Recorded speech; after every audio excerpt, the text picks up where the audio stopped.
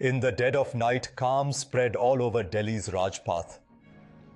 The lights in the defense minister's office were slowly dimming, while government buildings buzzed normally with Wi-Fi signals. Emails silently exchanged thousands of secret encrypted messages. No one knew a silent signal echoed, felt but unheard, shaking the entire nation deeply. Pakistan's cyber commandos, known only as Shadow by enemies, were on their final mission stage, fingers swiftly racing over keyboards, quietly seizing India's most secure digital fort, its defense, intelligence, election, and economic data. It was already under our control. Indian experts on 507 high-value systems were stunned as their screens suddenly froze.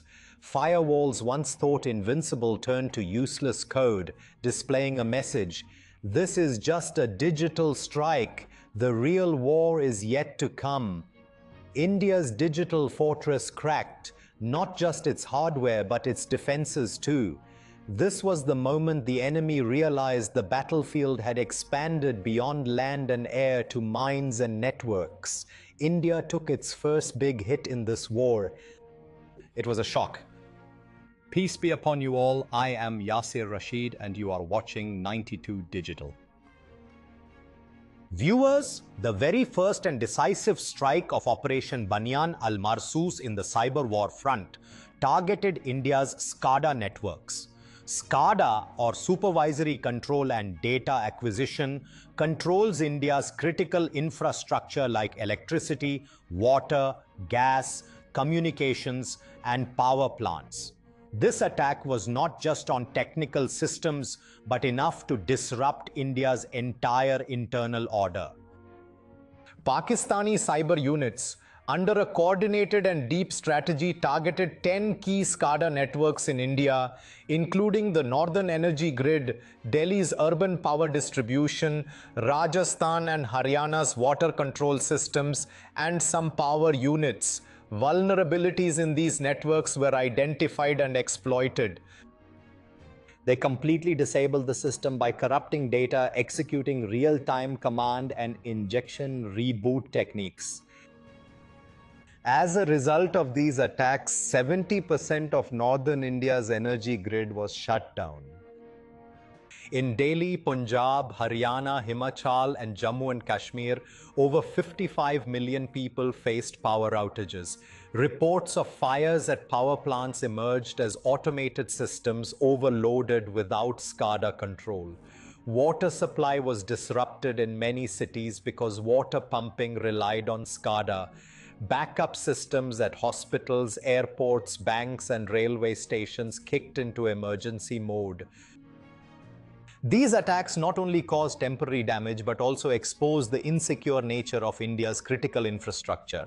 The Digital India dream presented to the world has been shattered by just one attack. Foreign investors and software companies have raised urgent concerns about the safety of their data centers in India. The government's Internal Investigation Commission will now dive deep, and it will take weeks to fully understand the attack's nature, timing, and methods. This attack wasn't just about breaching a few systems. It was a message that when Pakistan wants to, it can silently breach even the most secure digital fortresses of the enemy and bring the entire state machinery to a halt. The cyber siege by Operation Banyan al-Marsus on SCADA networks was the very first brick that shook India's internal stability deeply to its core. Under Operation Banyan al-Marsus, the second major cyber strike targeted the Indian Railways digital network, which is not only India's largest transport system but also a key part of the national economy. Every day, over 20 million passengers and thousands of cargo trains rely on this network. That's why Pakistani cyber forces picked it as a strategic target and skillfully took it down. Pakistani Cyber Command attacked the Indian Railways Center for Railway Information Systems, that is CRIS, with massive and coordinated DDoS attacks involving server-side code injections and file system corruption. They laid a trap that caused the entire network's command and control system, considered its heart, to crash within hours. and passenger freight operations, reserve systems, rail navigation, and information systems were completely shut down. Even real-time train tracking apps were crippled. Nearly 2,900 trains were suddenly stranded at stations. Emergency situations erupted across stations nationwide. Thousands of passengers stuck with no updates or alternatives. 12 trains narrowly avoided accidents due to remote signal system failures. In many areas, railway crossing gates failed to close. Traffic chaos hit the roads too. We didn't want accidents, we wanted to send a message, and that worked. The halt of cargo trains disrupted coal, grain, cement, raw cotton, and oil supplies, likely causing millions in losses. This strike brought the Indian Ministry of Railways to its knees. The government tried to avoid public pressure. For several days, the media will be restricted from covering this, trying to hide the real damage. But cybersecurity agencies worldwide are calling this attack a prime example of state-level cyber warfare. It has raised serious questions about the protection of India's digital infrastructure. This attack sent a clear message. If a spark of cyber war is ignited across the border, its fire won't just burn computers but could engulf the entire state machinery. During Operation Banyan al-Marsus, this was the third major and most decisive cyber assault. The attack targeted India's digital energy system.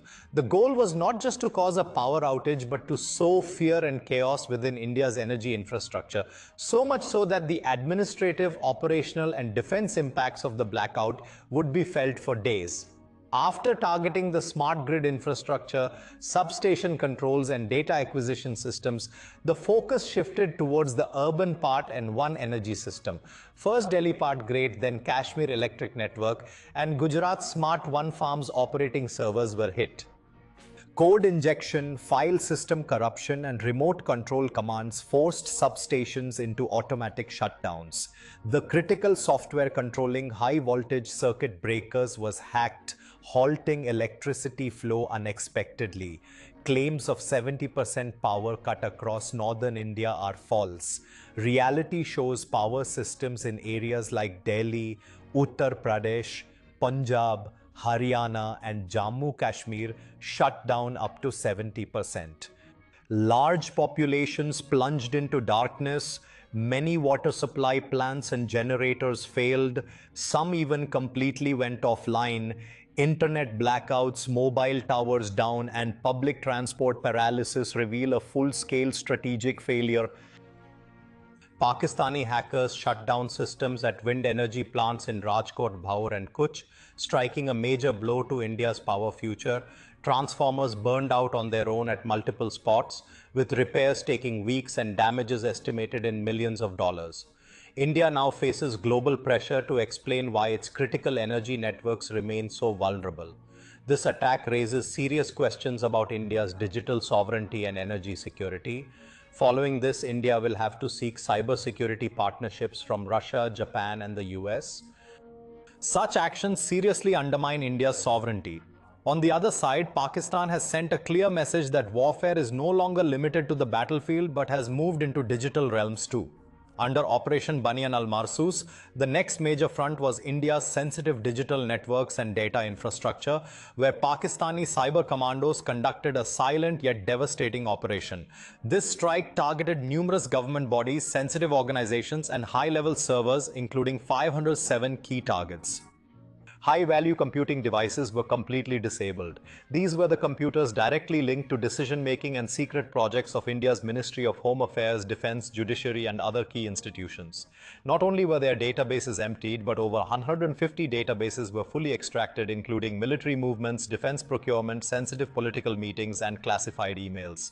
15 central government email servers were jammed, disrupting internal communications, and dozens of government websites were either deleted or taken over by the Pakistani security establishment. The messages broadcasted were not just a technical blow but a psychological defeat for Indian state institutions, challenging India's digital sovereignty and confidence globally. The long-term impact means the government will need to spend billions on a major digital cleanup and restoration campaign, while many systems remain non-functional for months. Welcome. If Pakistan dares us, this is the strong response you get. So we said, welcome, give it to me today.